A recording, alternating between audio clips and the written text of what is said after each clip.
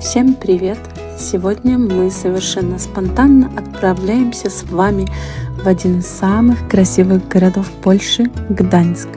Едем мы на нашей электрической машине всей семьей с 2 детьми и собачкой. Ехать нам довольно долго, чуть больше 500 километров. Путь наш лежит через Варшаву. Конечно же, мы заезжаем на зарядку по пути. В Гданьск стоит вот такая новенькая 400 киловатт, поэтому зарядились мы достаточно таки быстро. Закат встретили уже в дороге. На улице холодает. Ночью обещают до минус 20. И вот так вот уже по темному мы въехали в Гданьск и заселились в наш отель. Отель расположен в центре города, очень уютный, просторный номер, 21 квадратный метр, все по стандарту, вода, чай, кофе, чашечки чистые. В этот отель можно с животными, за собаку мы доплатили 40 злотых, и всего за сутки, за нас, за всех в этом отеле мы заплатили 370 злотых. Вот такая просторная, светлая, ванная комната, есть даже фен и очень теплая. У нас номер с 2 кроватями, и можно было еще попросить дополнительную кровать для маленького ребенка. Мы не стали это делать, одну ночь она спала с нами. Также при отеле есть ресторанчик, и на него довольно-таки неплохие отзывы, но туда мы не попали, а обедали в центре. Немножко отдохнули и выходим на ночную вечернюю прогулку по Гданьску, по его центральной улице, так можно сказать, совсем недалеко от нашего отеля все это находится. Здесь еще новогодняя, рождественская атмосфера, декорации еще не убрали, там даже немножечко дальше стояла елочка, хотя на улице и холодно, около минус 20, но мы все равно гуляем и любуемся. Вообще очень красивый город, и ночной, и дневной. Вот тут Роберт себя представляет президентом места. Посмотрите на эти фасады, на эти украшения, на эти фрески, лепнину. Это просто потрясающе. Весь город, он как будто сошел с картинки. Просто потрясающе. Столько мелких деталей интересных, которые хочется рассматривать. Знаменитый гданьский фонтан Нептуна. И вот эти вот резные домики. Насколько я знаю, здесь строили дома себе в основном торговцы, купцы, довольно-таки зажиточные и знатные люди. А это река Матлава, и впервые за 15 лет она замерзла зимой, и поэтому люди все выходили на лед, очень радовались этому. Кто-то даже катался на коньках, кто-то просто ходил, кто-то вот как Никита вспоминал детство. В общем, и стар, и млад, и с животными все выходили на лед. Людей в Гданьске довольно-таки много, даже зимой. Люди гуляют, люди ходят в музеи, в кафе, рестораны. В общем-то, жизнь кипит, даже ночью, я бы сказала. Очень много всяких различных сувенирных магазинчиков, но так как мы гуляем ночью, они все закрыты, поэтому мы только посмотрели на их витрины, очень красивые.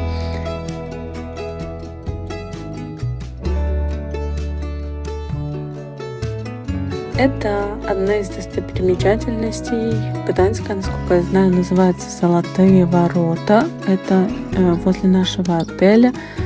Это как бы такой вход на вот эту вот историческую улицу. И наш, собственно говоря, отель. Это мы вернулись с ночной прогулки. Довольный Роберт идет к номеру своему, чтобы ложиться отдыхать и уже утром снова пойти гулять.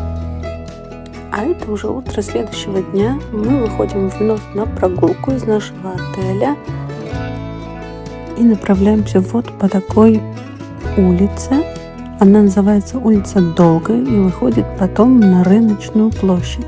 Вообще во время войны Гданьск был разрушен в 1945 году довольно-таки сильно, и многие здания уже здесь восстановлены, но от этого они не менее прекрасны. Вот это макет городской ратуши, у которой мы сейчас и стоим, но она тоже была значительно разрушена и после восстановлена. Прекрасный солнечный день, хоть и морозная погода, но все же светит солнышко. И вот все дома были восстановлены кропотливо. Восстанавливалось все максимально точно, максимально приближено к тому, как оно и было. И почему-то вот это называют зелеными воротами Гданьска. И если их пройти, то мы снова окажемся на берегу Матлавы. И пойдем просто по другой ее стороне тоже гулять.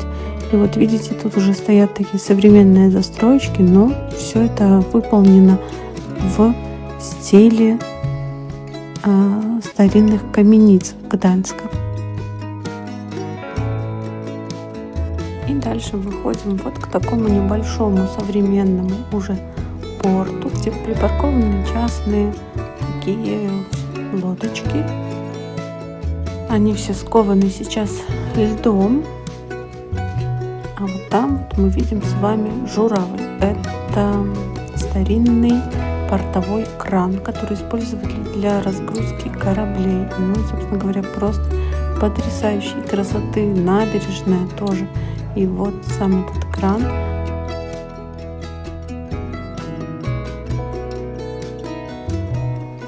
В большинстве этих зданий находятся всякие различные музеи сейчас, но, к сожалению, мы в них не попали, потому что с двумя детьми трудновато ходить по разного рода музеям.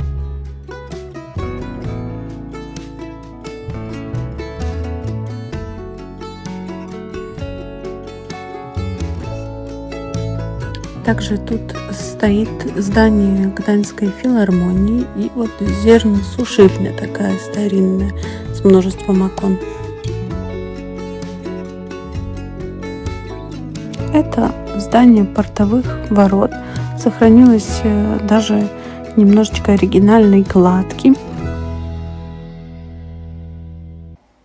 В основном наша прогулка проходила вдоль реки, по набережной и по главной центральной улице. Конечно же, в Гданьске есть еще места, куда интересно сходить, но мы замерзли и пошли в кафе. Порции очень большие, и если вы кушаете суп, то второе можно заказывать одно на 2 взрослых человек, потому что действительно очень большие порции. Но потом, после перекуса, мы направились на зимнее море.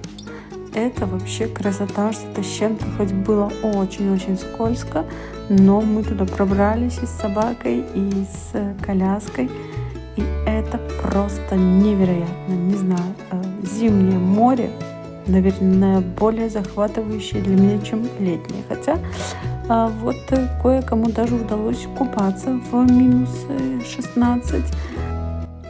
Не знаю, стоит ли тут говорить что-то или просто насладиться этим прекрасным видом зимнего моря. Рогнеде нашей тоже очень понравился этот вид. Она была летом на море и сейчас зимой на море. Роберт тоже был в восторге. Но волны вперемешку со льдом — это просто потрясающе. Это мощь, это красота. Совершенно потрясающий морозный зимний морской воздух. Это непередаваемое ощущение. Летом здесь наверняка очень классно, но хотя и очень многолюдно, я думаю. Ну, вот такая поездка в зимний Гданьск. Была мечта увидеть зимнее море. И вот одна моя мечта сбылась.